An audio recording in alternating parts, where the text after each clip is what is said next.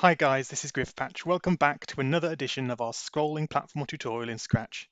Now that we have previously covered the core game engine, I'm going to be recording smaller add-in episodes covering the more requested features that we have yet to include. Today we are looking at player momentum. That is, how the player changes speed as you press the left and right arrows. If you watch here, you'll see the player instantly springs left and right without any speeding up or slowing down.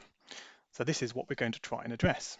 Returning to the end of part 8 of our series, let's clean up this script. Okay, so what we need to introduce is momentum. So at the moment we have down here in the tick custom block, we have a change player X by, and at the moment we're changing it by -8 for left and 8 for right. And there's no difference, it's always -8 or +8. So what we need to do is introduce a new variable. So make a variable, and it's for this sprite only, and we'll call it SX. Speed X. Click OK. Now in the game on, we want to set this SX to be 0. At the very beginning, same place that we set speed Y.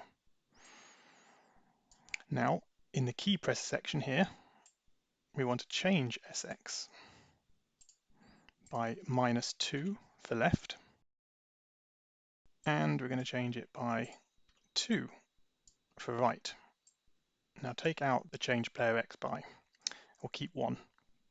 So now when we're pressing the left and right arrow keys, we're changing their speed, not the actual position. Now this will allow us to get faster and faster the longer we hold down a key, but we must stop them from getting too fast and also want them to slow down again when they let go. So set speed X to be speed X times by 0.8.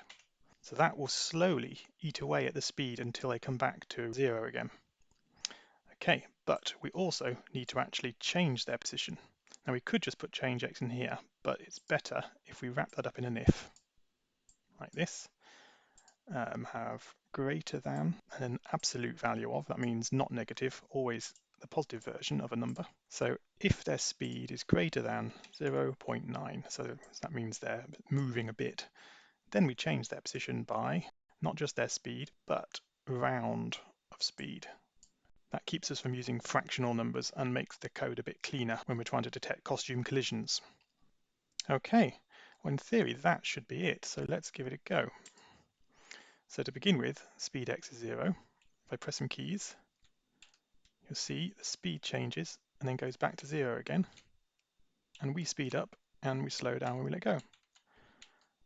And that actually feels really quite nice. Quite a difference already. Feels a lot more professional. Excellent. So that's that for this little tiny tutorial. I hope you enjoyed that, and next time we're going to look at wall jumping. Hope you'll join me, subscribe to the channel, like the video, and I'll see you next time.